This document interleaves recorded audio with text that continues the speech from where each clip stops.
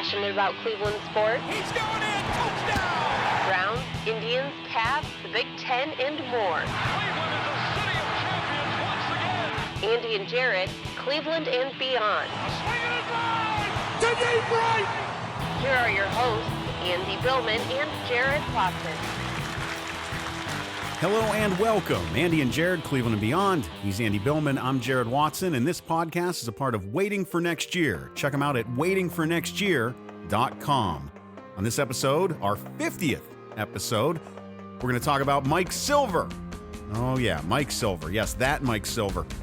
He's said that several Browns players voiced displeasure to Baker about the Duke comments from last week. Landry chimes in with his thoughts. Mike Silver not done yet, though. He also says the Browns are having issues in regard to Monken and Kitchens and that transition going smoothly, or according to him, not so smoothly. The Indians almost swept the Yanks, horseshoes and hand grenades, and split with Cincinnati. They're still 11 games behind the Twins. What are we going to do? Oh, goodness. We'll talk a lot about that. More chatter about Trevor Bauer and Brad Hand being possibly traded as Mike Clevenger returns this coming week. And the Cavs assistant coach have hired, rather. They add assistant coach Lindsay Gottlieb, no relation to Doug, thank God, to the Cavs staff. And let's start with the Browns. Cleveland Browns. So everybody, happy Father's Day. This is Friday before Father's Day weekend. Happy Father's Day to you, Jarid. And yeah, thank you. To you too. Yes, and so it's a good way to kick off. Look, nothing, every time I put together a rundown, I said, well, really the Browns should be somewhere in the back pages. And with a week of Hard Knocks being announced with the Raiders and other teams having OTAs, Jarid, I'm just being honest, it was a very quiet week in the NFL, but someone obviously said, no, we need some noise. And so Mike Silver whipped up some stories to get the Ferber, and boy, would he get Ferber pretty quickly. And, the big one is obviously about Duke, and there's actually more layers to this than just Mike Silver, but we should start off with Mike, because I think he got the pulse label pulsing. According to multiple sources, this is Mike Silver's tweet. According to multiple sources, several, boy, I can't talk today. I can tell it's Friday. Several veteran Brown players approached Baker Mayfield in the locker room after his comments about Duke Johnson, these critical comments, which we talked about on the last podcast. Right. And they talked about his displeasure. They'll give you a play-by-play. Landry today's June 14th on a Friday. Landry comes back and says it's a non-issue. Whole situation's blown out of proportion. And then you had Mike Irvin today on 92.3 The Fan come back and basically, I'm going to paraphrase, saying, look, if Duke Johnson had a problem, he shouldn't have come to camp. And you and I kind of talked about this the last time. No matter where you stand on the Duke Johnson trail, you have to understand Duke Johnson had a very odd press conference. And then you wrap it up all into, and by the way, it should be noted, and I know this, I know you know this, but people should remember, Irvin went to Miami. So this is another U alum talking to another U alum here. So there is a connection there. So for Michael to say that has some gravitas. It has a little. He would have reason to maybe be a little bit more softer landing because he's a Miami guy, but he did not. And then the last one's Luther Campbell, the rapper, and he definitely takes Duke Johnson's side, basically saying an explicitive, which I couldn't find the tweet, or I'd say the explicitive is where I'm podcasting, but I couldn't find it. Baker Mayfield for saying that dumb shit about Duke Johnson. I guarantee you will be the one to divide the locker room up. You are not in Texas at Cracker Barrel, end quote, from Campbell on Twitter. Okay. I'm going to start. Lots of stuff. I'm going to start with this. Luther who? Luther Campbell. Luther who? By the way, he's also very involved. A rapper, a longtime rapper. He's also very involved with Miami. Sorry. So a lot of Miami guys. I have no use for Luther Campbell's comments. None. He does not strike a chord in Jarid Watson. I can also say you're not in Texas at a Cracker Barrel. You're treading the line there with that comment, and you know you are. You're treading the line with that comment, and you know you are, Luther. So that's Luther. That's me on Luther. Me on Mike Silver. Look, do we even need to know? Do we have to do the rundown of Mike Silver How many is anybody in Cleveland not blocked on Twitter by Mike Silver right now at this point? I don't think I am. I'm not somehow. I usually just look at his stuff and let it go. I don't do the social media back and forth bullshit. I just don't do it. I will do it here on this episode though. Mike Silver, what are these comments that were critical? Right? That's a very empty statement. I'm not saying that people weren't critical. I want to know what exactly was said because I want to know in regard to, because first of all, it's not like he's protecting anyone at that point because there probably were only a handful of people that sent anything to Baker. And Baker everyone hearing this will know in that locker room will know who those people are. So that's one. So why are we not saying exactly the specifics of what exactly was so critical in the comments that were made? Because in my mind, that's clickbait. You're withholding a little bit of information. You've already given out that there's players that have done it. You don't even have to say who the players are. You can allow that to be their issue, but you definitely can give a statement that puts a little bit of backing to these words here of what exactly the criticism was. I want to know what those were, Mike. I want to know what the criticism was, Mike. Let me hear exactly what was said. Because in my opinion, of course, there's going to be players that are going to go up to Baker. There's how many guys in that locker room right now? A whole lot more than are going to be there at the end of the cuts, right? We don't know who it was that went up and talked to him and gave their displeasure. That's fine by me. There's going to be people that are going to go up to Baker and go, hey, maybe you shouldn't have done that. And they're going to do it for the reason of trying to keep the cohesiveness in the locker room and making sure that Baker in his second year, who is accelerated and launched himself into this leadership role because of who he is and how he handled last season and taking that team out of the dumpster and helping to build a winning culture in Cleveland. I guarantee the criticism is well, let me not guarantee it. I can almost bet that the criticism that was given was only to smooth things over to make sure that this train keeps rolling. You know, the one that everyone's supposed to be on except for Duke. Duke Johnson, if we want to talk about the business aspect of this one more time, if Duke Johnson gave a shit about the business aspect, he should have held out. Michael Irvin nailed all of this. Nailed it. You signed a contract. You came to camp. You were there. You better dedicate yourself to this team and to those teammates. Not to the front office, got nothing to do with the agents, got nothing to do with that. You're there. You're there with those teammates. And Andy, I said that weeks ago. I said it weeks ago when Duke was bitching and complaining about the loyalty. Look, brother, the loyalty is between you and that team.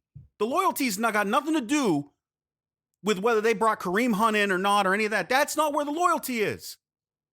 The loyalty is with your brothers on that field. So what are you talking about? And then if you want to argue about whether this is business and, you don't want Baker because we've heard this as well. You're messing with his money and bullshit. Bullshit. If this is about business and Baker should back off because it's about business, this is the worst business move Duke Johnson could have ever made. You don't walk your ass out onto that field with that team and then hold some strange-ass press conference and not expect the guy who leads that team to not say, hey, we're here for each other. Get on board. This is self-inflicted. And I don't understand why there are people now, because Mike Silver came out and made these comments, why there are people now who are scared in Cleveland media, because that's what this comes off as to me. Cleveland media is getting a little scared right now. Oh, well, maybe Baker should back off. Maybe Baker shouldn't say anything. Baker didn't do anything wrong. This is all of Duke's doing. He was right. And you're afraid because you're not used to this in Cleveland. Get used to it, brother. Well, it's been it hasn't been this way for the Browns. It's been this way in Cleveland with the Cavs. It's been this way for a little bit with the Indians too. It's a different. No. There are we people all agree. that want to coddle this baby now. This baby that is the Browns at this moment. They want to coddle it, right? All right. Here's okay. The big mistake again was how Duke delivered his message at that press conference. It was a weird press conference. It was delivered weird. Luther Campbell, that was strange. He's obviously defending Duke Johnson. There's a relationship there. Mike Irvin, I do agree with, but I would go with this again, back to Duke. You could have had a presser that was more messaging with this. I did not like the not yet comment from Dorsey, but I am a team guy and I am here to perform and I am here to win. Now, Duke did not come off that way at all, nor were his words like that at all. And by the way, it has been made clear by Duke Johnson that he does not want to be here. Now, that's the story I'm going to take up right now. Duke Johnson has fed this fire, and it started with Campbell, and it's made all its way up to Mike Silver, and he's spreading this gospel. The Duke Johnson story is getting flamed, and it's because of what you said and what I've been saying all along, too. The Browns have become the jewel of the offseason, and they're going to be talked about a lot. And by the way, they're going to be talked about during the regular season, too, especially if they keep winning. I do agree with how Baker handled it, and again, I'll repeat, because I don't think he had a choice for how that press conference came off. I thought he needed to say, you know what, you are either on the train or you're off. That's why he was at Harden. Why? He was trying to pivot off that situation of taking it off Duke and making it more about the team. I thought that was the right move. Am I surprised that maybe some team members came up to Baker? Of course, that's going to happen anywhere. To what Jared's alluding to, what Mike Silver did there, which was a very good, slick journalism move, he put in there some language in there that's very general that you could take any way you want, okay? So the whole thing, though, that I take out of this, the Duke Johnson story, which I thought might calm down, I actually am now going to this. I think this is going to be a story until preseason game number 1. And Jared, I don't think it's going to go away. I think there's going to be more. In fact, when I saw Luther and I saw what he said, I knew right then and there when I read the comments, I'm like, here we go. Duke is not going to stand pat. The one thing I will give Duke, and this is it, this is the only one, and you and I alluded to it back in the winter.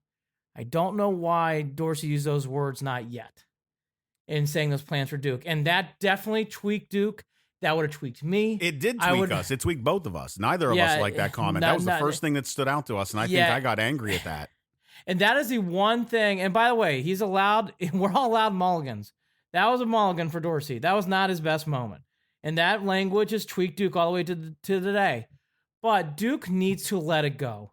And I can say that. And Duke, wherever to hear this, Duke, you need to let it go.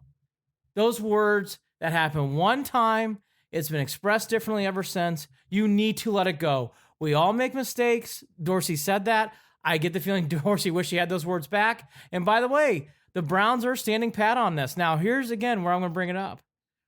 If I were the Browns, I would stand pat too. But boy, Jared, I think they got to be ready for this because I don't think this is going to go away because of how the Browns are positioned right now and how they're in the spotlight. I think if Duke wants to, he can get more messengers out there like Luther Campbell or whoever else he chooses to talk more about this topic. I don't think this is going away. And I was blown away, again, on a week where the Raiders were announced. The Raiders were announced to be on Hard Knocks. I mean, that came like a fart in the wind, like came and gone. It's amazing the powerhouse it is for the Browns. Considering the drama level that is expected out of that Raiders team. That's what I mean. Antonio Brown, Gruden, Mayock, that David Carr situation, the move to Vegas, the Raiders are filled with storylines. You didn't read anything about that. Here's where I'm going to leave Duke. If I were Duke Johnson, I would reach out to Baker Mayfield and settle this. Do I think Duke's going to do this? I doubt it. Do I think Duke's going to keep going on like this? I actually do now, yes. I think Baker will reach out to Duke, though. We'll see. Told you there's something Kyrie Irving-ish about this situation. I don't know about that, but I think Duke Johnson, though, I think Duke needs to understand something. He has to let this go. And he did not deliver a good press conference, period. I don't want to hear it. That's where I do agree with you. If people are saying, well, Baker's being too hard, the reason why Baker was hard because that press conference left such an odd tone to start OTAs. And it hasn't gone away. And I will say, I thought this story would disappear. I thought it would exit stage left. It hasn't. And, you know, Mike Silver, he is a journalist and all that. He is clearly a Northern California guy. He does not hide that. He did not hide his displeasure with the Cavs during his tweets. He definitely has a lot of Cleveland fans, some I'm really close to, who do not like him. Never met Mike, so I'm indifferent. I don't really care either way.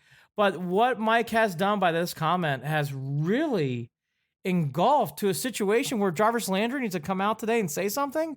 Jared, that stands out. This situation's not going away. It's going to keep playing out. I'm surprised. I thought this would. It hasn't. It just keeps going. What does Duke think the Browns are going to be able to do in this situation too? Do you know what I mean? What does he think that the organization is going to go, yeah, you know what? That makes sense. Let's go ahead and find someone who will take them for a 6. Well, that's my point. They're not going to roll over. No matter how the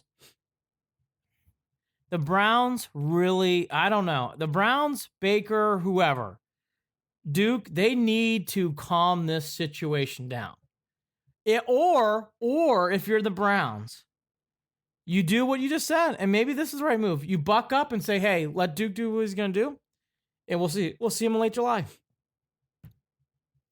He can say whatever he wants. We'll let it go. We won't let it bother us. The only thing I don't like about this, Jared, I don't want this to get into our first-year head coach who needs to be doing things to get prepared for training camp and for the season. I don't want this. I don't think it will with Freddie, but I don't want more of this where Freddie now has to come out and say something. I'm surprised Freddie hasn't really said much so far. He said a couple things earlier last week, but that's about it. That's the only thing here. Yeah, because I think at this minute, this is just like when I was in just my time in the military. You handle it at the lowest level. I will say you handle it at the lowest level, and until it becomes something that you've got to grab. I don't think it's there yet. It's going I don't think it's there yet because but it's kind of being. I mean, with these Mike Silver comments and throwing a little bit of fuel on what was a fire that looked to be dimming slightly. It's still fabricated from where we're at now because we haven't heard from Duke since that press conference. No, Luther Campbell though. I thought Luther Campbell. When did he? Yeah, but weren't those comments from back then too? I thought. Are these recent comments? I'm pretty sure Luther said this like right after Baker said what he said. I think it was around June 7th, or I have to look at the timeline. June 7th. So that was Friday of last week. Right. I mean, that's what I mean. This was this is a Mike Silver thing right now, and I don't think there's any reason to sweat this. No, I don't think it is either. I don't think you have to sweat it. I just think, again, it comes back to what I was just mentioning. How are you going to prepare yourself? Because Duke has made it clear he's going to get his message out, and he's going to keep getting his story out there. Okay. The only way we're going to know is when he steps on the field and when they're practicing. Like that's how we're going to see. I mean, we have to see how that goes. I don't think we're going to have any answers until that time comes. I just think, again, the only thing that worries me is that this keeps going on and it distracts from a new coach who's never coached for the NFL. It takes time away from him preparing for the training camp and regular season.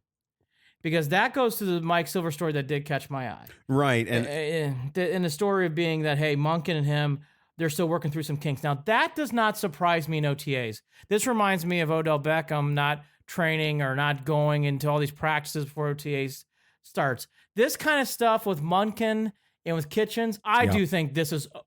I think Mike Silver's comments before were a little overblown. They're overblown for sure.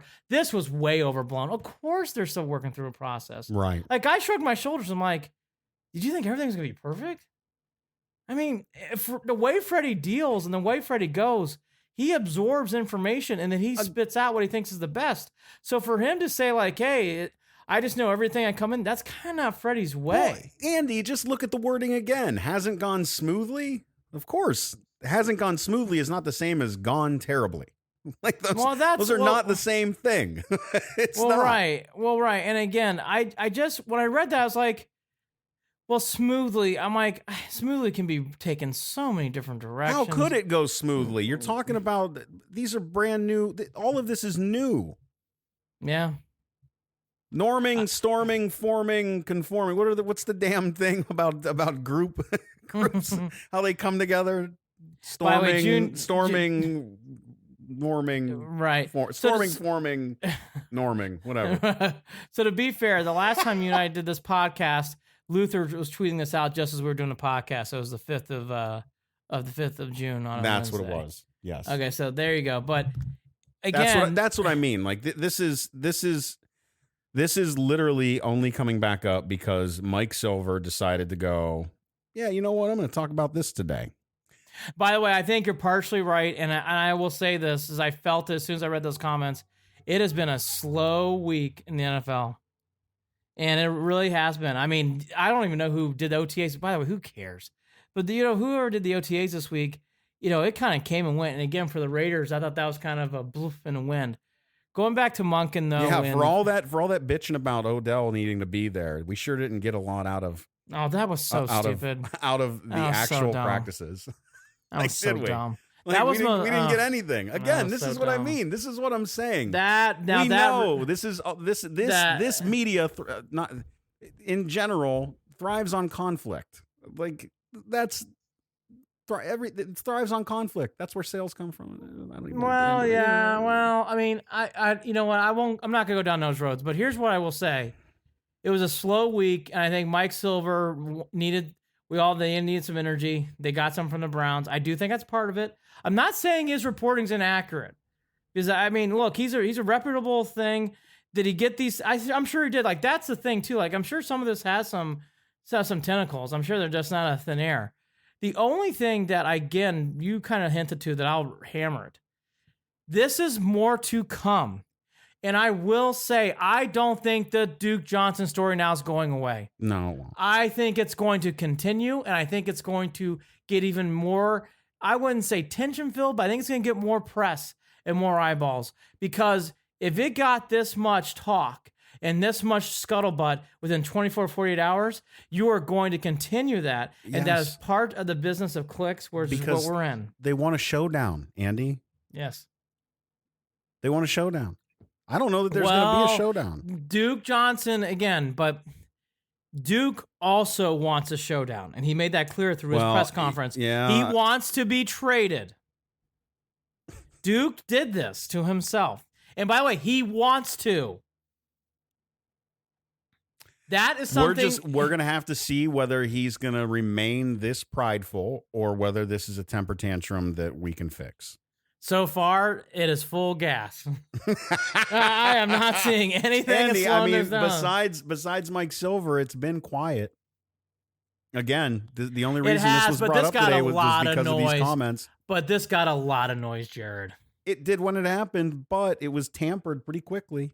No, I don't agree. We're talking about it now? Oh, my gosh. Yeah, but Jared, we're talking about it now, but that's today. only because Mike Silver decided to pop up here with a controversial comment about players in the locker room that we don't even have the quotes. We don't even know. It wasn't controversial. He just said, look, there's some comments he heard. Well, the news report. Yeah, but... come on now. Come on. It was all week we didn't hear any of this. He didn't say X, Y, and Z. Look, let me just state this to make you feel better. Mike drives me crazy because I don't like things that have a twist to it, and this feels twisted. But I told Mike, he's Mike, not M. Night Shyamalan. Yeah, Mike. If I were to talk to Mike and if we had a glass of Merlot, I'd be like, hey, let's be honest. This had a little bit of dig in Cleveland, right? It certainly felt that way. Okay? And by the way, I'm not saying you're wrong. I'm just saying it has that feel to it. Am I going to dig into Pittsburgh during the year? Fuck yeah, I am. At least go all the way in, like Colin Cowherd. That's my point. But look, it did. I don't agree though. I think this did create buzz and storylines. It created conversations with Mike Irvin today. And Mike Irvin's not just a random analyst. No, he went to the University of Miami. He has connections to Duke Johnson. He has no reason to stand against Duke unless he feels that way. He felt that way. Jared, this story has a lot of legs. It's not going anywhere. Well, and again, it started from one press conference. And that press conference is set to here. Here's where you and I are directly paralleled. That is why Baker did what he did. And that's why it was the correct move. He was trying to put out what he could. He foresaw before any of us. And he's right. Cut it off. He couldn't do it, though, because Duke is really getting this message out there. Whatever means he can. Now, real quickly back to Monken, then I'm pretty much done with Duke. Yep. Monken and Freddie, let's see how this works through. I am not surprised that they've had some like, hey, give and take back and forth about that. The word smoothly, it's OTAs. I don't know. I think that's when the period of time where I'm okay with this. I don't want to hear not running smoothly during training camp. That's my one bravado here. I don't want to hear about that in training camp. Right now, fine. I get it. I totally get it. In fact, I would want that. So you guys got to try to figure out your groove. Yeah, again, though, Andy, what we're vague here. What exactly isn't going smoothly? Well, that's my point. Right now, it's fine. I mean, that's what I mean. That's fine. It's fine right now. It's fine. I get it. So, I don't want to hear it during training camp, though. They got to get ready for the season. I don't want to hear no smooths. I don't. Because that's when it becomes a news story. But this is June, not July, so we're good. I want this because you need to work these kinks out. It's all good. And look, I do think, I'll repeat it, I just think this Duke Johnson thing, I'm surprised how much momentum it has. But boy, does it have momentum. By the way, for a third string running back in late October. I'm not. This is what I'm, again, there's another reason why I'm just not. I'm not on board with it, though. Maybe what I'm projecting is my own internal feelings here on this whole thing. And my feelings, the way that I'm looking at this is I don't care.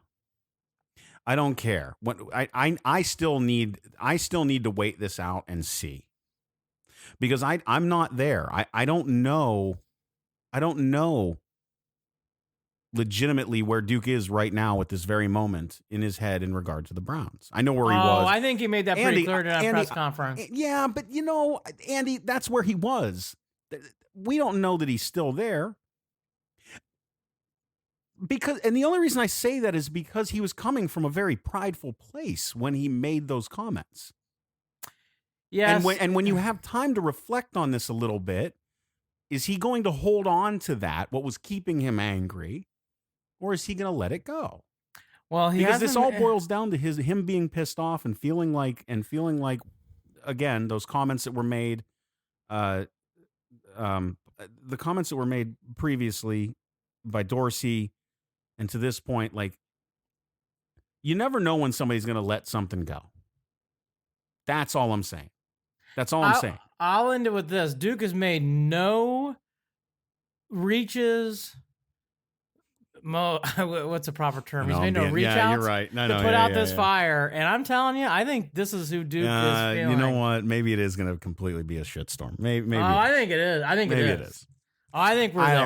I don't know. I know that the comments around it all aren't helping, but if you would have asked me when we did our last podcast on Wednesday, when June 5th, I'd have been like, I think this Duke thing will calm down. It's going to be brought up again, but it'll be okay. 9 days later on this Friday, the 14th, I think this is stoked, and I think we got a ways to go. Yeah, and just to clarify, my comments in regard to this reminding me of Kyrie Irving just has to do with the fact that it doesn't completely make sense. Now there you go. That's my loose tie to Kyrie. Is that like what? Huh? What? Here's the one thing. That's where that's coming from. Again, here's the one thing you and I both agree. Duke, your words were heard. And this is something that you and I both really know, and that we haven't touched upon this, but maybe we should. Duke, if this continues on and you put on the brown jersey on week 1, it's going to be an interesting reception from Browns fans to see how they take to you. I don't know. I think it's split right now. I'll see. At least from social media. I've seen a lot of hate go Baker's way. Ready for this? Duke Johnson drops a pass. Oh, you better believe that's going to, that will add up fast. That will happen quickly. If I were Duke Johnson, I'd be very careful. Well, I've had thoughts in the back of my mind of him, mishandling a handoff. Just saying. On purpose. Like that's been a fear of mine. Duke, be careful. Be careful. And again, here we go. This is the NFL. This isn't the NBA. How many teams are going to want him? How many teams are going to want him if he continues to act this way? The Raiders? Like, what are we talking about here? I'll say this. Duke has value. Duke does not have as much value as Duke thinks that he does. And that's been the biggest point of this whole conversation. And that's been the biggest thing. And again, we're rehashing old things. Duke has to realize because of the position you're playing in, Duke, and because Nick Chubb's had history with injuries, So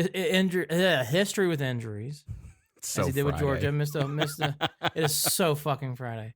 And then you go to Kareem, who is dealing with off the field stuff. He's doing good so far, but you never know. And by the way, he might get hurt too. Yeah. You have a chance to play in these spots and make a big That's impact. all right. So It's an air raid offense anyways, remember, Andy? We're good. well, Monken and Freddie are figuring that out. And that's my okay, I'm done, Duke. Those two, by the way, I think that's very smoothly, whatever the term is, work all of it out in June. I'm fine. I don't want that kind of stuff in August, though. Time to get the reels going. I don't want no more, work out the kinks. I totally think it's normal right now. I think that's very normal. There you go. Normal. If they were like, I would actually be, I can't believe I'm saying this, but it's true. If they would have come and comment, man, this thing is a flying ship. It's ready to sail. It's like, really? Man, for new head coach? That seems like a pretty strong statement. So I think that's how I play on another one. And, Mike Silver is always welcome to come on here. And I'm sure Jared and Mike would have a lot to talk about and go through the ways of, favorite Cal Berkeley moments, the kick against Stanford in '82 and the kick. No, it wasn't a kick. It was a kickoff return against John Elway, by the way. I'm still sitting here and questioning this whole what could possibly be, like, it's really running through my head. I'm wondering what could possibly be the issue between Monken and Kitchens when Monken knew full well when he was coming here. But that's normal stuff. And like the way, like I said, the way that Freddie, as much as he's going to run certain things, he doesn't. But I think Freddie's taking in information. That's why I think the word smoothly is, I get it in a way, because I'm sure Freddie at times like, okay, let me take in all this stuff. I'm learning the air raid. Here's the things I like. Here's some things I do want to change. I think that's it. I don't mind this stuff when it comes to things right now of, hey, we're trying to figure out, we're not quite all the way there. That's normal in June. Again, late July, August should be hashed out by then. Well, because then that's going to, yeah, exactly. So, okay. So I will say that my famous line that Jared loves to hear, hopefully the Browns can exit stage left and get out of the way. Maybe it will help that the Warriors are out and Mike Silver's team's gone, that we can, by the way, we took their head coach. We got their women's head coach. He's going to be torn. What's he going to do? She's coaching the assistant coach with the Cavs. I love that too. I do too. I think it's such a great move. Yes, we'll talk about that in a little bit. So that's the Browns. By the way, I do think I'll hammer and guess again. Time will tell. Maybe this comes in. Who knows? But when it's a slow week, I'm telling you, the Browns are going to be that bell this year.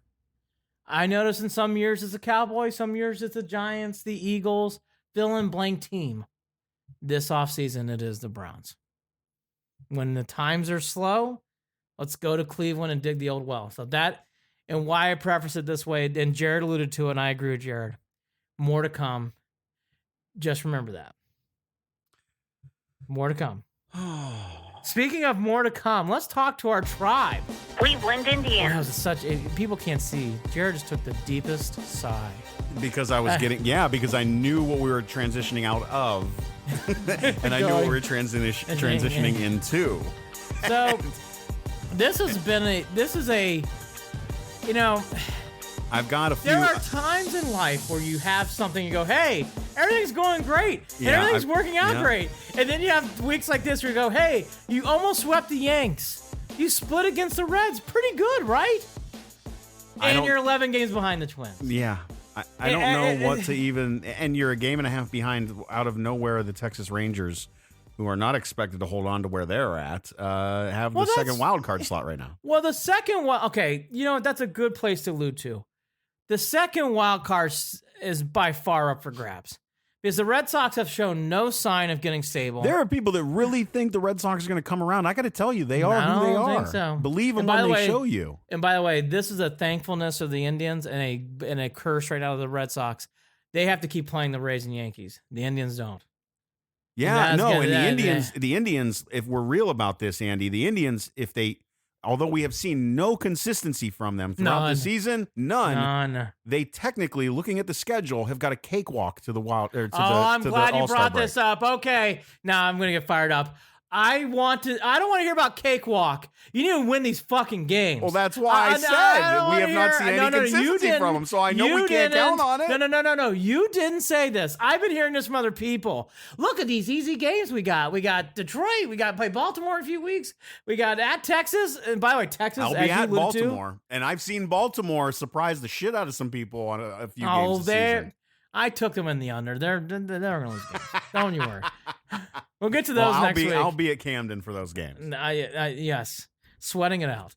But let me just. It's going to be so damn hot. I know it. Thanks. You're a jerk for even reminding me.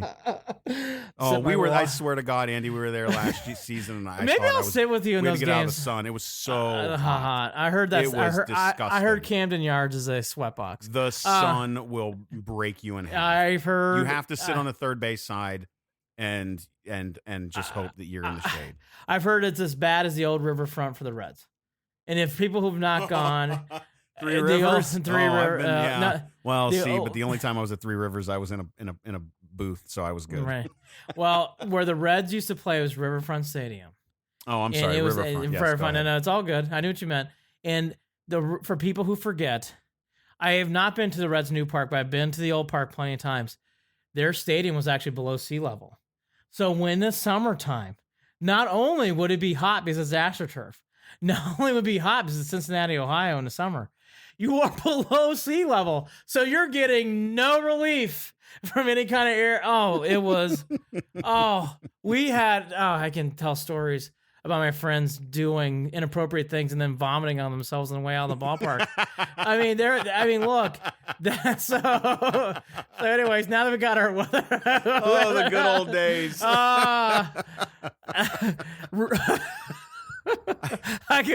You know what? You've ever want a good science experiment? A lot of high schoolers who play baseball, you know what we're going to do? I'm going to go Red Man and do a whole big thing. I never liked chewing tobacco, so I never did it. But my friends did. I did. Levi Garrett. Plug. There's one friend in particular who did that, thought he was tough shit, and he got so sick. Yeah. Like Sandlot sick from the ride. And it was, oh my God. That's exactly what that is, right out of the Sandlot. Oh, it was a sight to see. 16-year-olds learning how to dip on a hot summer day in Riverfront. Oof. But anyways, so that aside, let's go back to the Indians. They did have a good week on the field. They almost won. Didi Gregorius really booted the ball away in the ninth, and the Indians had a chance. Yeah. But, of course, the Indians couldn't put that final run in. They split. Plesac finally had one of those starts. I want to go through some storylines, and then we'll get to the main narrative, which is the narrative that's been carrying for the last 2 or 3 weeks. You know, the bats of division, and why I put this in here is this. You are now seeing a striking difference between players that are hitting and players who are not. And we've kind of been alluding to it all year, but I'm ready to now say it is clear. Lindor, Mercado, Santana, Naquin, and to be fair, you pointed out to me via text, and I picked up on it. Perez's average it's okay. It's 233, which is not okay, but whatever. His power, though, has been there. Those guys are hitting, and by the way, it's been consistent. Yeah, and Perez, we have to say this real quick, Andy. We were really tough on the Indians in regard to getting rid of Yan Gomes in the move, but I'm telling you what, here down, I mean, just south of me, over with the Nationals, Yan Gomes, not even Perez is having a better year. He's doing fine, and Jeffrey Rodriguez can play, and we've heard great things about Daniel Johnson. So those are the positives, and those guys are. I'm not worried about those names. They've been consistent. They hit everything else, and then there's the other half of this, the negatives: Jose Ramirez, Leonis Martin, Bowers, Kipnis. all these guys, they have streaks. They maybe get a hit here and there. All the four, I have not seen anything yet, Jared, where I'm saying, oh, I see them breaking through. Oh, here we go. I think those four, it is just saturated with averages. Yeah, right around this is 200. where losing Brantley and losing Yandy Diaz is really hurting this team offensively. Yes, because you lost. I mean, those two guys right there. I would take those two guys, get rid of these four, and find two others to fill in. Like, I don't even care. No, I'm with you. And here's the stat that I wanted to bring up, and I think this needs to be brought up because I think it's okay to have this stat, and I do. But it should not. I would think as the season goes on, this stat would change. Jose has the most at-bats on the team. Third is Martin. Fourth is Jake Bauers. I know there's been injuries, but those are startling at-bat stats. I can't see that continuing. No. I will say. And this is why I've said, do we need to bring in the youth and move some things around here? Well, to your point, I want to allude to where you're going. This needs to change. I get it right now. I get it. But I'm telling you, I mean, you tell me, am I being harsh? I think all those guys are cooked. I don't see it. We've learned. I mean, here's the thing. This is the bummer of it is, do you wait out Jose? Because Jose's had this problem since last year, right? Since August of last year, something like that. Jose, you can debate. Jake Bauers needs to be sent down AAA. I think Bauers, Martin is not working out, and Kipnis. I'm sorry, but Kipnis, this has been enough. This hasn't been a rough season. This has been a rough couple of seasons. And I love Kipnis. And here's a Kipnis example of where I felt for him. He did start hitting in the Yankee series, and what happened? He had to come out because of a hip injury. I think it's either a hip or a leg injury, and that's been kind of how it's gone for Kipnis. When he does start to hit, some injury flares up, and I just hate saying that kind of stuff as it hurts because I root for Kip. I root for all these guys, but I really root for Kipnis and the Jose's especially. Jake Bauers, I'm going to pound this until it happens. I guess they're waiting for Zimmer. I do think Bauers needs to be sent down. I would send him down now. I think. Why not? Think sending That's him my down, point. Yeah. Why not? Are you telling me we can't play 500 baseball, sending him down and bringing up some youth? Jake Bauers, You've got the pitching to stay at 500. I mean, if we're just worried about staying at 500, then why the hell not? And I'll tell you, what's it matter? You talk about baseball, the ball finding people. How many times this year, Jared, has it been a big spot, and who walks up? Jake Bauers. Yeah. Boy, I mean, it happens a lot in these games. Did he have one walk off? He had one moment, right? He had an early double in April. He's had a couple moments. He had a great bunt. Yeah, and I've made this comparison before too. When you're in like an abusive relationship, you live one good moment to the next. Yeah, and that's what it's like dealing with some of these guys when they come to the plate. Well, I guess the reason why I'm more firm on that because we've experienced it, and I'm ready to compare these two. It does remind me of Josh Barfield. It really is eerily similar. Where boy, they kept pressing the button and pressing the button and pressing the button and pressing the button. And it's like, at some point you got to realize it's just not gonna go off. Yeah. And I feel like, and by the way, Bauers is in the lineup tonight again. This is Friday the 14th. He's in the lineup tonight. So they are gonna keep continuing that button. I want to see the changes when Zimmer comes up. And as for Jose, I don't know. I have nothing to add. I just don't think it's going to happen. No, we had more setbacks. He had more setbacks, didn't he? He's batting under 200 again. I want him to show us wrong. I have no idea what to tell him. He's batting worse from the left, as you point out, stronger from the right. Oh, he has good at bats, but they don't. Here's the weird thing: he had a good at bat. I want to say it was a Tuesday night against the Reds. I think it was Tuesday night. I misheard you, by the way, too. I thought you had said something about Zimmer. I was just mentioning that about making it because he's having issues. But go ahead. Oh wow. Going back to Jose though, he had a good at bat against the Reds. I think it was Tuesday night. Foul. What ended up strikeout. Yeah. And that's just where it's going. So I do think now it's very definitive. Not that it hasn't been, but I think now it's definitive. Well, we've waited. We've waited. It's definitive now. The bullpen's been the other story I've seen come up lately, and I do think it is really hyped up by Hammy and those guys on the radio, and for good reason. The Indians' bullpen is there. And that where it alludes to what you mentioned. That second wild card seat, that's where the Indians do have a shot in this, along with some other things. But boy, is their bullpen there. I mean, if we're all being fair in love and war, nothing gets traded. Boy, Hand, Whitgren, Simber, Cole, even Yeah. Cole's shown some signs. Olsen's looked better. Those are good pitchers in big spots. Heffrey Rodriguez maybe coming out of the bullpen if all stays well. This bullpen's ready to rock and roll. If they really want to go for it, their bullpen's there. It is there. Jared's there. It's not going to, my opinion won't change on this. They're ready to go. And the numbers are there. I don't know where they rank today, but over the weekend, they were number 1 in baseball for bullpen. We know that we're not going to have the full starting rotation, right? We know we're not going to have that, and that's impossible. okay. If we can keep Clevenger healthy the rest of the season, I'm worried because of his injury could come back as a problem.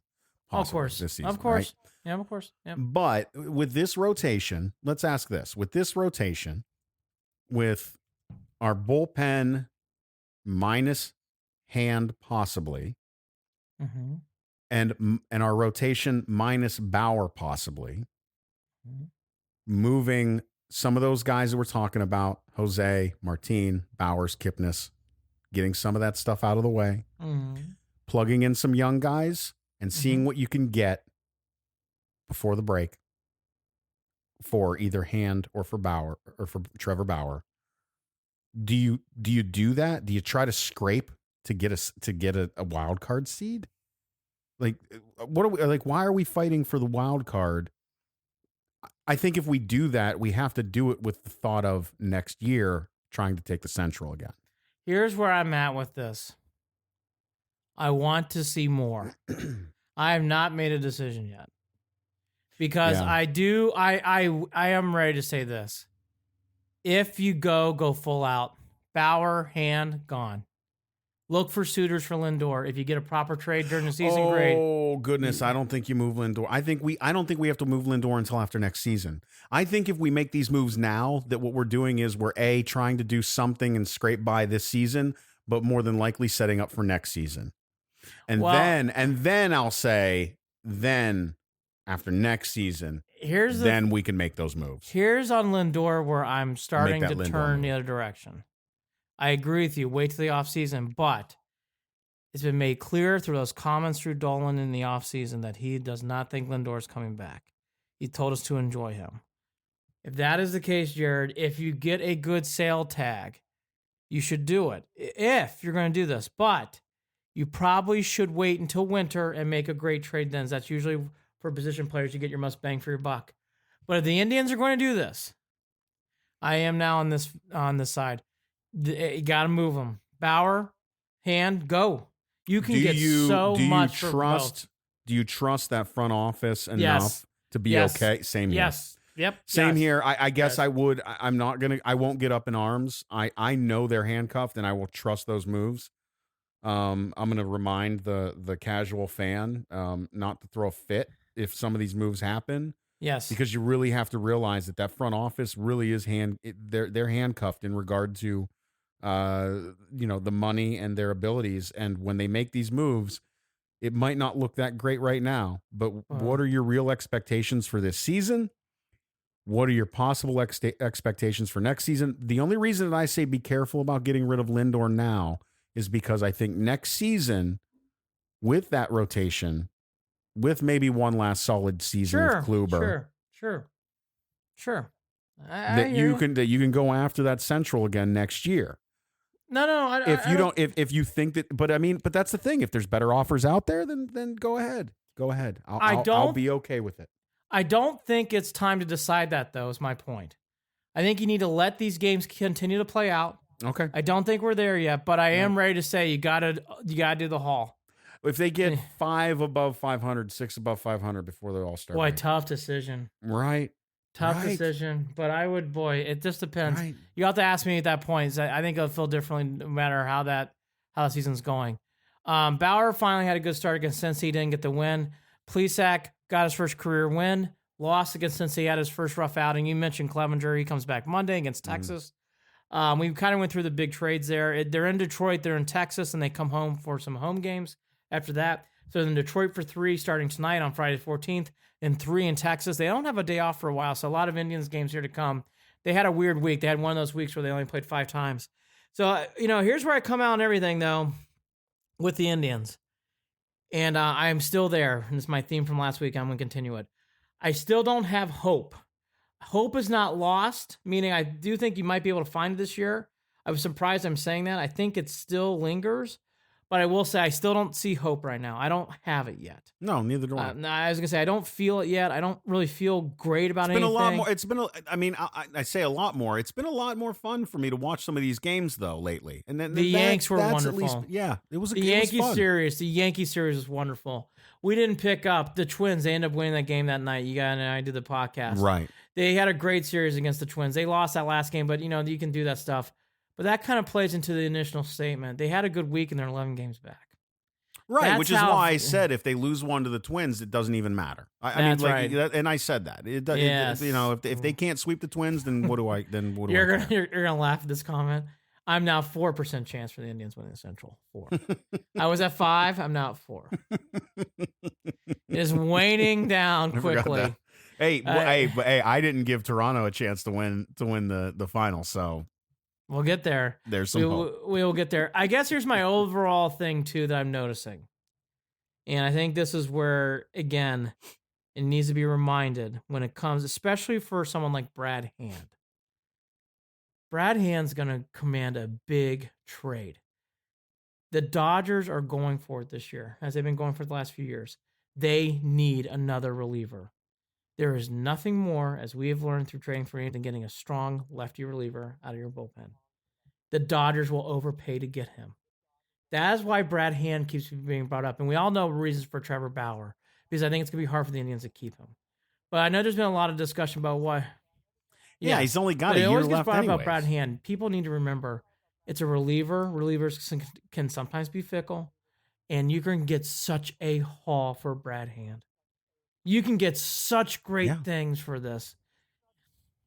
I've come around on this, Andy. I did not want to do it. I thought maybe they can slide by, but I genuinely trust this rotation and this bullpen to say, go ahead and move Bauer, go ahead and move Hand, because your net gain offensively might end up being what you were looking for. I think Zimmer's going to play a part in this. And that's my final thing on this. I think Zimmer coming up and see what he could do is going to play a little bit of part of this. Bobby Brandt.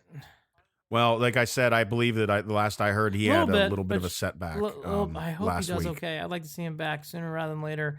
And then I think the other thing here, too, with the Indians that I do think is a good thing. It was good to see the crowds. It was good to see the energy in the ballpark. And that's why I'm saying I'm not there yet to say trade Bauer in Hand. I do want to see how these next few weeks play out. I've been hearing the same things Jared have been hearing. Tigers, boy, the Texas series is huge. That's who you're competing with. So I think we'll get a little bit better clarity after that. And with that, I mean, you tell me, I'm good with the Indians. I don't have much more other than that. But that. No. Let's just, again, we're still, I feel I'm in baseball purgatory. That's where I am. And with that, let's move to the Cavs. Cleveland Cavaliers. The Cavs did a big move this week. They added head coach from Cal, Lindsay Gottlieb. And I think this is a great move. I think this is where NBA and other leagues need to start going. I think a female opinion is a great thing. I think it's great for the Cavs. I am not surprised. I'm telling you, Beeline is, even if it never works out, it is such a good hire for the Cavs. And it's another good sign for this. I like this move. I think it's great. I completely agree. I love the move. I heard rumor that this was completely a Kobe Altman move. Cool. Kudos to him. And then another great mention, and I don't remember who said this, but it was a great. It really made sense. Again, and as soon as I heard it, I thought, the young kids. That's why. Perfect time, because they're gonna have a lot of young kids. Somebody had said there's no more, and some people kind of turn their noses up to this comment. There's no better X's and O's basketball than women's basketball is one of the comments that I had heard. And you can take that how you want, but I really liked that comment in relation to the fact that the group of guys that they're going to try to bring in here and build a culture around young talent, willing to listen, willing to grow, willing to play team basketball. It made sense. It just made sense. And I'm really looking forward to seeing what she brings to the table alongside Beeline. I really am. I think this, at the very least, Andy, it's going to be fun to watch. I have nothing to add. I think gonna it's be a fun to great watch. hire, great move. I'll give a couple quotes from her. I'm very thankful, proud, and excited to be joining the Cavaliers as an assistant coach, Gottlieb said. After meeting with Kobe Altman, Coach Beeline, and Coach Bricker's staff, I knew this is an organization I wanted to be a part of and a team I wanted to dedicate myself to. I just think it's everything that Jared said and more. I think it's great. I think it's the proper decision. The Cavs are really heading in the right direction. I found an update on Dan Gilbert via Athletic. Joe Varden gave this little tidbit on Gilbert. So this is from Joe Varden, the Athletic. For people who don't, I would subscribe to the Athletic. I think it's worth your dollars. This is the first you've read on the Athletic about Gilbert, blah, blah, blah. He suffered a significant stroke early that morning, the morning we went back to. He was awake the next day. His recovery is going to take a while, which you and I kind of felt after reading the last statements, is what we can gather from the statements released by Jay Farner. So he and I have so we're all in the same opinion here. It is business as usual. Yeah. I think the big thing here with Gilbert is I don't think you're going to hear much about this until he's really ready to come and be, being fully working back and feeling like himself. And by the way, as we all know, we don't know when that is. That could be at any time. So we'll have to wait and see. No. But that's the latest on Dan Gilbert. The next podcast I'm going to devote, because the Browns should exit stage left, I will devote time. I will find articles. We'll talk about the Cavs' 2 first-round draft picks. Do you never learn? I thought I was going to do it this one, but I got distracted by some Mike Silver stuff. All right, so now wrapping it up, you and I, kudos to the Raptors. I know people are going to point to the injuries, and I do want to get to that. No asterisk. By the way, there's no I don't asterisk want to in hear stuff. And look, I didn't we get all one in know. Look, let's just say 2015. this. We're all Cleveland fans. Thanks, Kelly Olynyk. All you have to point to is what Jared just said is 15. Kyrie's Okay? knee. 15. Just point. You just point. You just point to 15. I don't fucking know why the Warriors are getting this kind of treatment. Maybe fucking Mike Silver knows. I don't know. But I'll tell you, as a Cavs fan, it's fucking annoying. And it's bullshit. Because we put up with the same goddamn crap that they did. We lost Kyrie Irving in the finals. We saw what Kelly Olynyk did. That was a bullshit Bush League move. It was Bush League. It was bullshit. It was bullshit. I still want to punch him in his face. He's the worst. That was such a bullshit. I want to pull it. I want to pull his long hair. That's why beating the and punch him in Celtics felt face. so fucking good every time we fucking beat them. It was great. It's fucking great. All right. So I don't want to hear that bullshit. And by the way, the Raptors outplayed and outdid and did what they had to do in big spots. And I'll say this too. The Bulls went through these runs. They didn't have these kind of injuries. And I will say, I hate this. I fucking hate the Bulls, but I can say this now. The Bulls in the 90s were better than this run than the Warriors. And it proved to me in this series. Oh, yeah. I don't, saying because I fucking hate Jordan. But I'll say this. Those teams were better than the Warriors. I only love saying it because I'm so used to hearing it turned on Jordan's better than LeBron and the evidence. I like using it now for other look, everybody can sit there. I'll debate to the death now because I was always on the fence about this. I'm not anymore. That proves that argument. The Bulls are in their unique class. And by the way, fuck them too. But okay, back to the Warriors. The injuries piled up now. This is where it twists into Cavalier land. The Cavs are building towards a team. They're building towards all this stuff. And it's awful. Poor KD and Thompson. ACLs. They're not going to play out. all next year. For all these teams that have built assets to bring in players like this, you want to... Oh, the moves that were made to clear the books. So now you want to talk about the sky, the sky's the limit? Kawhi Leonard is going to be so... I mean, not that he wasn't anyways, but he's going to be so sought after. Yeah. Is there any chance that he stays in Toronto? Jared? His latest comment, I believe, on Twitter or somewhere that I had seen popped up and said, this is great for the city. Hopefully it's something they can build on. And now that isn't a direct quote, but the word "they" was used in that way. And and it further illustrates the question marks on whether he's going to stay there. Andy, watching last night, even before this, I just wanted to bring this up. Watching last night, I didn't watch the whole game. I had to go to sleep. I wake up at 6 a.m. There's no way in hell I'm screwing my sleep over to sit up and watch this game. But Lowry started out really hot. And I went to bed feeling confident. And the very first thing I did when I woke up and rolled over this morning at 6 a.m. was grab my phone and look at that score, and the rest of the tone for the day was set. Well, I'll say the tone for the day was set. Thank you very much. Congratulations, good Toronto. videos. Cool.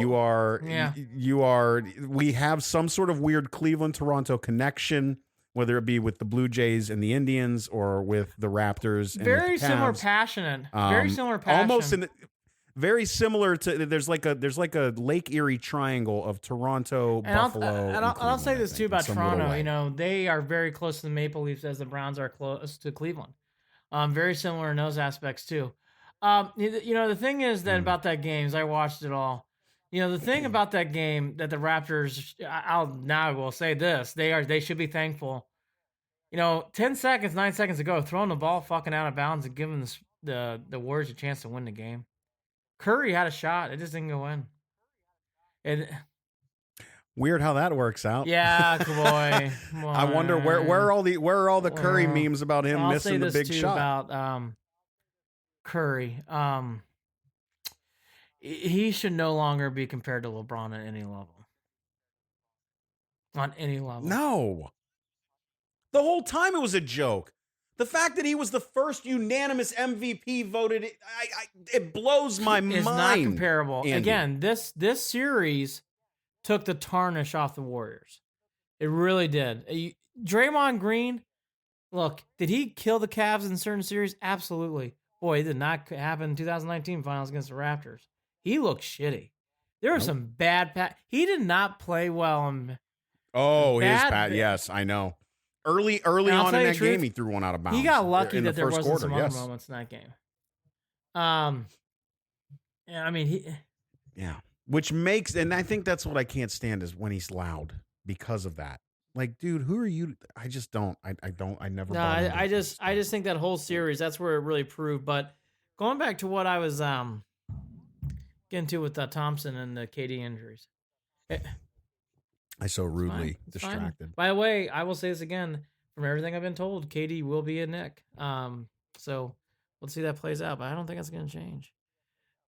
So going back though, what this proves though, because of the commodities of free agents now that have been shrunken. So I think Thompson going back to Golden State makes way too much sense. KD, even if he goes to the Knicks aren't going to be improving next year because he won't be playing, right? So, the Cavs are doing the right thing here. And it proves in sports that, you can have a plan, you can lay things out. But, the Brooklyn Nets took a huge risk by trading away their assets to the Hawks. They better get Kyrie Irving. Think about that, by the way. The Nets really need to get Kyrie Irving. The Lakers better get Kawhi. That's how big these things are now.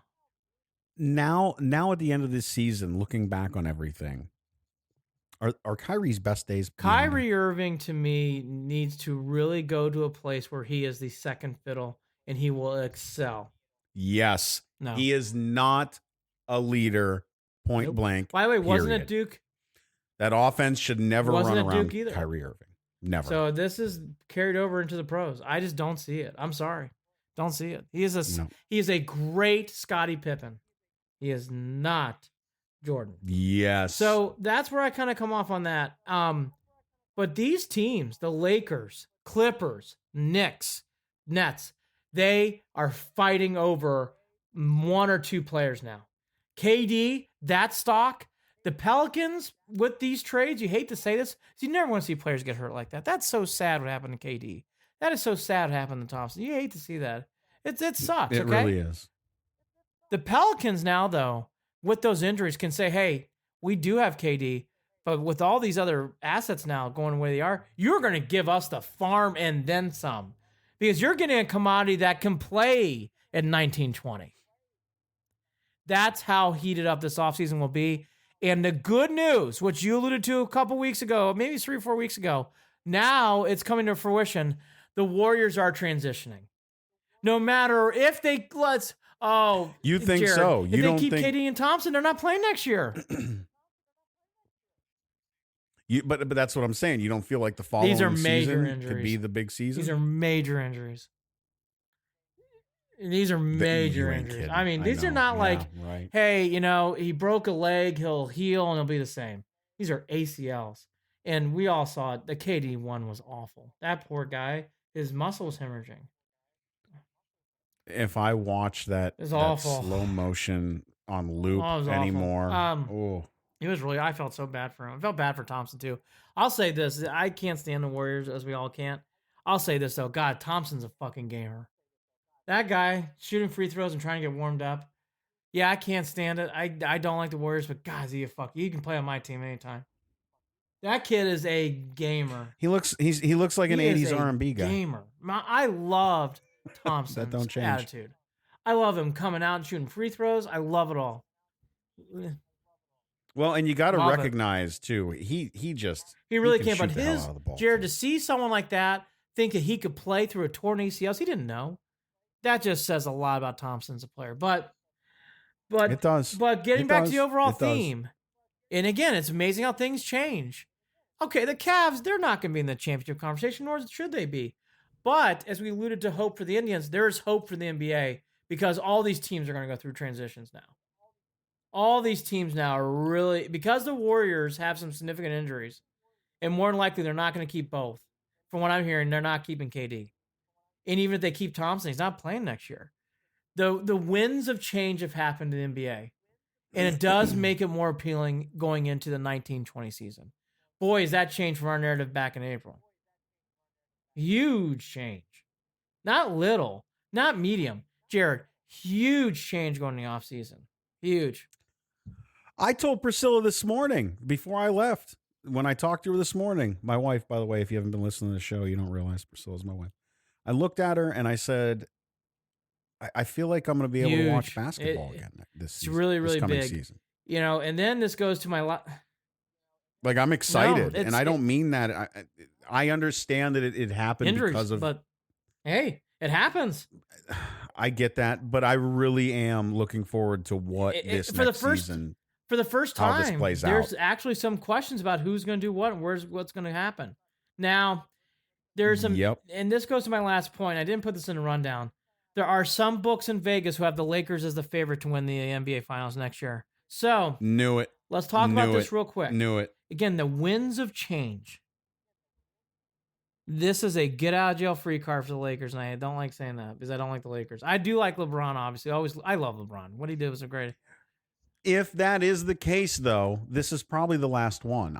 This isn't a dynasty in waiting that they're going to build. It'll be one and done. I really feel like that's where that would go. I don't know about the Davis thing, but if they add Kawhi Leonard, holy cow! I know that's a machine. I'm thinking that's Davis. A machine. Yes. So we'll have to wait and see.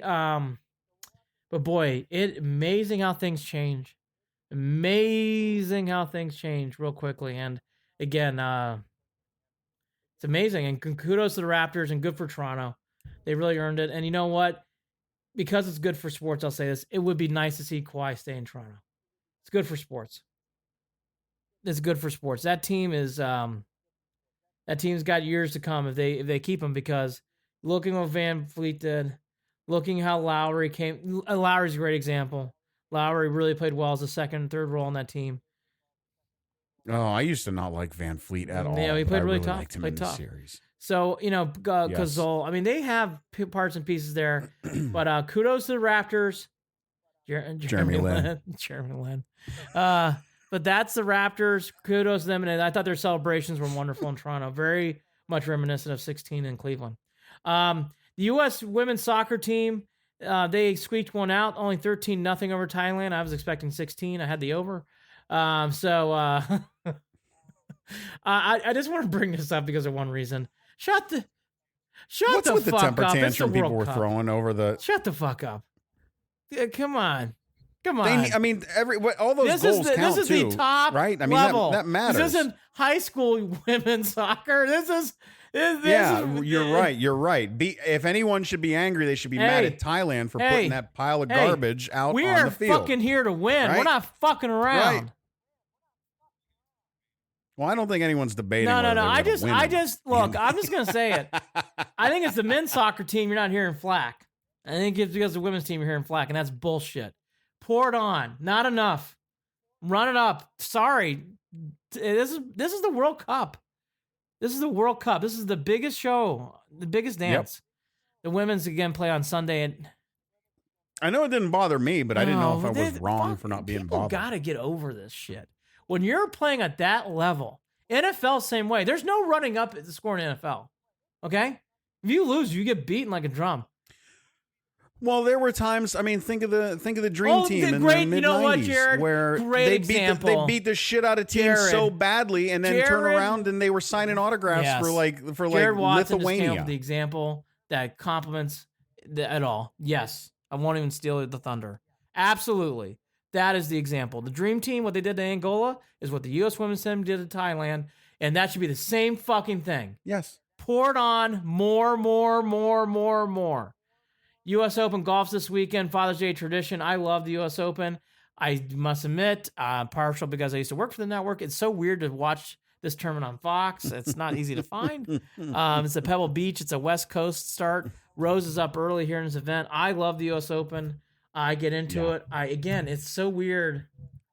Yeah, I'll be watching through the weekend. I started tracking a little bit on Thursday. I haven't really kept up. I didn't see today, so I didn't even really realize that Rose was up early. So. I'll be very fair. I love this tournament, but because I came up through the ESPN ranks, I don't watch Fox as much as I should. And because of that, I actually had one of those moments right before we came. I'm like, oh, fuck, what's going on in the Open? So, but I will be all over this weekend. I love watching U.S. Open. All right, so quick recap. Mike Silver should come on our show. Duke Johnson needs to clarify. Duke Johnson needs to clarify. I do. Sure you want that? You know why? I want to hear him say, like, yeah, I do have a partial bias against Cleveland. Is this very clear he does? Come on, Mike. It's okay to admit it. Come on, Mike. It's fine.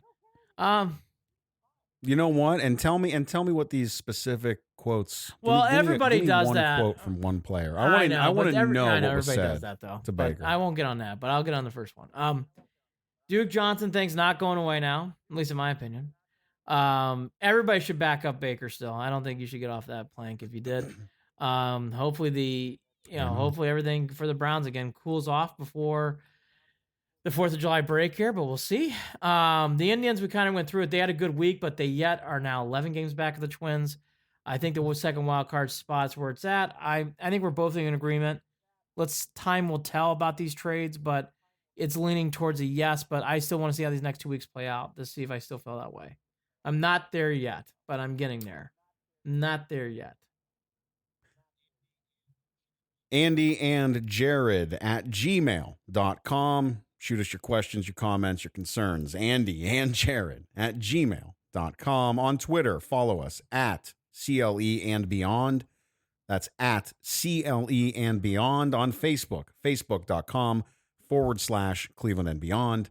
Facebook.com/Cleveland and Beyond. Again, we are part of Waiting for Next Year. Teamed up with them. Check them out. waitingfornextyear.com. Original, wonderful Cleveland sports content right there for you, the Cleveland sports fan, waiting for next year. But as we wrap up, this is, I think, a good way to end. What is your dream Father's Day Sunday?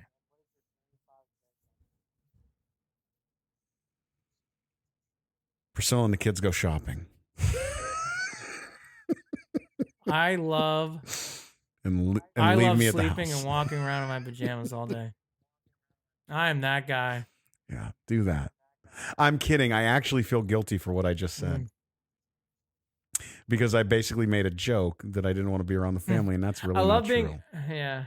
That's what I get. I instantly regret my joke. I'll be around my boys, instantly. But I do want to sleep past 9. I do want to sleep. I will be leaving out.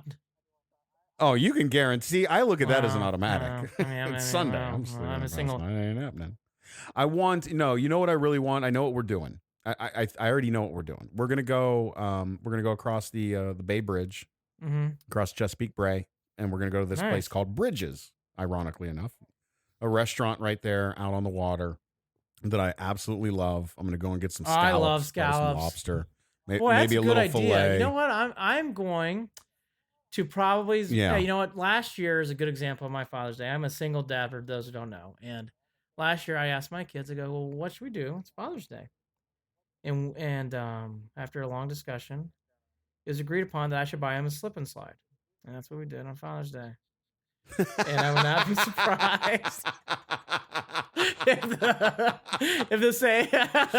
That's great. I'll never. The kids decided that for Father's Day, I need to buy them a puppy. I will never forget. My mom goes, "What did you do?" I'm like, "We bought a slip and slide." What?